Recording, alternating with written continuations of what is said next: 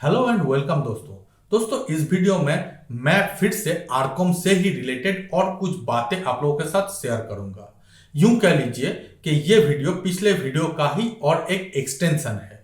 यहां पर आरकॉम से जुड़े हुए कुछ एक थॉट हैं जो कि मेरे अंदर है, वो मैं आप लोगों के साथ शेयर करूंगा। और मुझे उम्मीद है कि मेरे थॉट के साथ आप में से बहुत सारे लोग ऐसे होंगे जो कि एग्री करेंगे। तो जो लोग मेरे थॉट के साथ एग्री करेंगे वो लोग जरूर लाइक के बटन दबाइए, और जो लोग डिसएग्री करते होंगे या फिर डिसएग्री करेंगे वो चाहे तो डिसलाइक के भी बटन दबा सकते हैं। तो मैं हूं आपका दोस्त अतुनु, आप देख रहे हैं दास गाइड यूट्यूब चैनल। चलिए जान लेते हैं।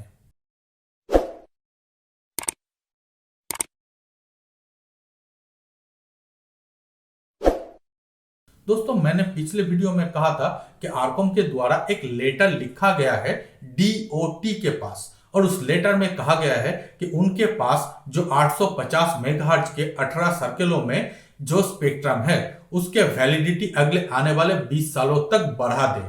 और इसके पीछे जो कारण बताया गया था आरकॉम के द्वारा वो यह था कि आरकॉम आज के दिन में भी कुछ एक जगह पर अपना एंटरप्राइज बिजनेस को चला रहा है, और इसी एंटरप्राइज बिजनेस को सुचारू रूप से आगे भी चला पाए। तो इसीलिए आरकॉम को चाहिए स्पेक्ट्रम, और उसी स्पेक्ट्रम के लिए वो अगले आने वाले 20 सालों तक अप्लाई करना चाहते हैं। इसके अलावा दोस्तों दूसरा जो बातें कहा गया था वो ये था कि आरकॉम के पास आज के दिन में बहुत ही ज्यादा डेट है, और इस डेट को भी वो रीपे कर सके, इसीलिए अगले आने वाले 20 सालों तक आरकॉम को स्पेक्ट्रम के लाइसेंस दिया जाए। अब दोस्तों ये सारी बातें तो सभी को पता हो गया, लेकिन एक्चुअल में आरकॉम स्पेक्ट्रम को लेकर करेगा क्या, ये सबसे बड़ी मुद्दे की बात है ना। तो दोस्तों आज के दिन में आरकॉम कुछ एक जगह पर अपना एंटरप्राइज बिजनेस चला रहा है, और आगे भी कुछ एक जगह पर अपने एंटरप्राइज बिजनेस को कंटिन्यू भी करेगा। तो इसके लिए क्या स्पेक्ट्रम की उतना ज्यादा जरूरत है? अब आप लोग सोचोगे या फिर बताओगे कि अगर स्पेक्ट्रम आरकॉम के पास नहीं होगा तो वो कैसे अपना एंटरप्राइज बिजनेस को चलाएंगे। दोस्तों इसके भी जवाब इंडिया के जो टेलीकॉम हिस्ट्री है वहां पर दिया गया है।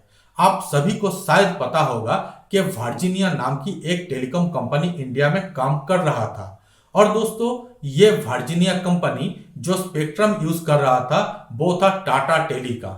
मतलब वर्जीनिया के पास ना ही कोई एस्टेब्लिशमेंट था एज सच, और ना ही कोई वेब फ्रीक्वेंसी भी था, लेकिन इन सारे चीज ना रहते हुए भी वर्जीनिया इंडिया में आया था बिजनेस करने के लिए। अब दोस्तों बहुत सारे ऐसे वजह हैं जिसके थ्रू या फिर जिसके कारण वर्जीनिया इंडिया में सस्टेन नहीं कर पाया, वो सारी चीज तो अलग है। लेकिन एक चीज तो प्रमाणित हो गया है कि बिना फ्रीक्वेंसी या फिर बिना बैंडविड्थ के साथ भी कोई कंपनी चाहे तो इंडिया में बिजनेस कर सकता है। अब दोस्तों वर्जीनिया किस तरीके से बिजनेस किया था, तो यहां पर टाटा के पास जो स्पेक्ट्रम था उसी को अंडर लीज लेकर, मतलब टाटा के पास से वो वर्जीनिया कंपनी लीज में अपना स्पेक्ट्रम या फिर बैंडविड्थ लेकर काम कर रहा था। तो सिमिलर चीज यहां भी हो सकता है। मतलब अगर रिलायंस चाहे, मतलब आरकॉम चाहे, तो किसी दूसरे तीसरे कंपनी से अपना स्पेक्ट्रम को लीज में लेकर भी ये काम किया जा सकता है। लेकिन ऐसा प्रोविजन के बारे में कोई भी बात यहां पर नहीं कहा गया है। यहां पर डायरेक्टली कहा गया है कि आरकॉम के जो स्पेक्ट्रम है उसके वैलिडिटी बढ़ा दिया जाए। ये चीज एक सोचने वाली होगी। इसके अलावा आरकॉम ने दूसरा जो बात कहा था वो ये था कि आरकॉम के पास जो डेट है उसको वो पे आउट करना चाहते हैं, और इसीलिए स्पेक्ट्रम को चाहिए ताकि स्पेक्ट्रम को यूज करते हुए वो अपना जो डेट है उसको कम करे। अब दोस्तों ये कैसे संभव है? अगर डेट कम ही कर देना होता या फिर कम करने की अगर आरकॉम के पास ये सहूलियत होती तो अभी तक तो कुछ हद तक काम कर ही दिया होता। ऐसा तो हुआ नहीं, तो आगे आने वाले समय में आरकॉम कर क्या सकता है, ये भी एक स्पेकुलेशन है, और इसके बारे में भी कुछ एक आध बातें करना चाहिए। एटलीस्ट मुझे जो लगता है वो मैं यहां पर बता रहा हूं। मुझे लगता है या फिर हम सभी को ये चीज लग रहा होगा कि आरकॉम को अगर ये स्पेक्ट्रम मिल जाता है तो शायद अगले आने वाले समय में आरकॉम दोबारा से अपना सर्विस चालू कर पाए कमर्शियली पब्लिक के लिए। हो सकता है, ये एक थॉट है। इसके पीछे कुछ एक वजह भी हम लोग कह सकते हैं। दोस्तों, सबसे जो बड़ा वजह है आज के दिन में वो है सेंटिमेंट। तो रिलायंस की एडीएजी ग्रुप के साथ आज के दिन में एक अच्छा सेंटिमेंट जुड़ गया है, हम लोग ये बातें कह सकते हैं, क्योंकि एडीएजी ग्रुप के जितने भी सारे अलग अलग कंपनीज हैं उनमें परफॉर्मेंस अच्छा दिखाई दे रहा है फिलहाल के दिनों में। तो ये सारी चीजों को देखते हुए हो सकता है कि आगे चल के आरकॉम किसी बाहर की कंपनी के साथ एक्विजिशन मर्जर कुछ तरीके की काम करे और उसके बाद इंडिया में फिर से वो अपना सर्विस प्रोवाइड करे। दोस्तों, ये एक पॉसिबिलिटीज हो सकता है। इसके अलावा दोस्तों, अगर आरकॉम के पास स्पेक्ट्रम आ जाता है तो दूसरी और एक पॉसिबिलिटीज भी खुल जाते हैं। वो ये कि अपना जो स्पेक्ट्रम है उसको वो लीज में देकर किसी इंडिया के ही अलग कंपनी को लीज पे देकर उनमें रेवेन्यू जनरेट कर सकता है और उस रेवेन्यू से आरकॉम अलग अलग तरीके की जो डेट है उसको थोड़ा थोड़ा करते हुए कम भी कर सकता है। दोस्तों, ये भी एक पॉसिबिलिटीज है। इसके अलावा दोस्तों, मोटा भाई मतलब जियो, यहां पर आप और हम सभी जानते हैं कि जियो के द्वारा एक प्रपोजल ऑलरेडी भेजा गया है और ऑलमोस्ट ये डन समझ लीजिए कि जियो के द्वारा आरकॉम के जो एसेट्स हैं मतलब टावर इंफ्रास्ट्रक्चर जो है उसको खरीद लिया जाएगा अगर आगे कोई दिक्कत नहीं आती है तो। ये भी करीब 3000 करोड़ रुपए में ये डील होने जा रहा है। इसके बारे में भी ऑलरेडी मैंने एक वीडियो बनाकर आप लोगों को बता दिया है। अब दोस्तों, अगर जियो कंपनी के द्वारा जो आरकॉम है उसके टेलीकॉम इंफ्रास्ट्रक्चर को खरीद लिया जाता है तो ये भी तो पॉसिबिलिटीज हैं कि जियो के द्वारा मर्जर या फिर एक्विजिशन कुछ किया जा सकता है एडीएजी ग्रुप के आरकॉम कंपनी के साथ, और एडीएजी ग्रुप के आरकॉम कंपनी जियो से मिलकर इंडिया में और भी ज्यादा अच्छे तरीके से सर्विस प्रोवाइड कर सकता है, क्योंकि यहां पर जियो के द्वारा सिर्फ 4G सर्विस प्रोवाइड किया जा रहा है और अगले आने वाले समय में 5G सर्विस को प्रोवाइड किया जाएगा।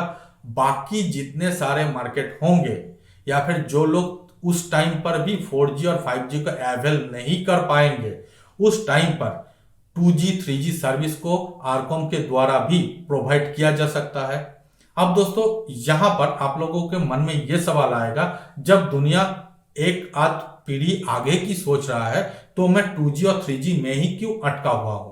तो दोस्तों, जब 4G और 5G से गवर्नमेंट को अच्छा खासा रेवेन्यू आ जाएगा स्पेक्ट्रम बेचते हुए या फिर स्पेक्ट्रम को नीलामी करते हुए, तो 2G और 3G में जो दाम है वो भी तो घट जाएगा और कम दाम की जो सहूलियत है वो आरकॉम को मिल जाएगा। मतलब आरकॉम के पास जो स्पेक्ट्रम होगा उसका जो आज के दिन में मार्केट वैल्यूएशन है उससे कम दाम पर यह स्पेक्ट्रम मिल जाएगा। ऐसा भी हो सकता है, क्योंकि क्या होगा आगे चलकर ये तो किसी को पता नहीं। तो दोस्तों, अगर आरकॉम को कम से कम दाम पर यह स्पेक्ट्रम मिल जाते हैं और आरकॉम जियो दोनों डायरेक्ट हो या फिर इनडायरेक्ट तरीके से हो अपना जो मार्जर है या फिर कोलैबोरेशन है वो चीज कर लेते हैं, तो एक ही कंपनी मतलब एक ही जो ऑर्गेनाइजेशन है उसके अंदर 2-3 कंपनी हो सकता है, लेकिन 5G 4G 3G 2G हर एक चीज को वो पूरी तरीके से मार्केट में कैटर कर पाएंगे। ये चीज होने की संभावनाएं सबसे ज्यादा मुझे लगता है। बाकी इसके ऊपर आप लोगों को क्या लगता है जरूर कमेंट करके बताइएगा।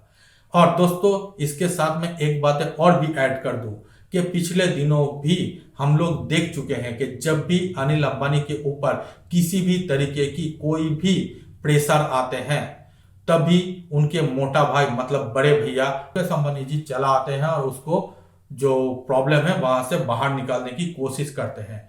तो क्यों हम लोग ये ना सोचे कि आगे भी ऐसा चीज होने वाला है। मेरे हिसाब से यही सबसे ज्यादा प्रोमिनेंट चीज मेरे सामने दिखाई दे रहा है। बाकी इसके ऊपर आप लोग क्या सोचते हो जरूर कमेंट करके बताइएगा। और दोस्तों, ज्यादा मैं फिर से कह रहा हूं कि ये पूरी जो मैंने चीज बताई है ये पूरी तरीके से मेरी पर्सनल थॉट है। हो सकता है कि इस थॉट के साथ आप लोग एग्री करें या फिर डिसएग्री करें, जो भी करें जरूर कमेंट करके बताइए ताकि मुझे भी पता चले कि मेरे जैसा सोच और किन किन लोगों के पास है। तो दोस्तों, फिलहाल इस वीडियो में इतना ही। उम्मीद करता हूं ये सारी इंफॉर्मेशन आप लोगों को काफी अच्छा लगा होगा। अगर अच्छा लगे तो हमारे वीडियो को लाइक कर दीजिए, अपने दोस्तों के साथ इसको शेयर कर दीजिए और हमारे चैनल को सब्सक्राइब जरूर कीजिए। मिलते हैं अगले वीडियो में, तब तक के लिए धन्यवाद। है।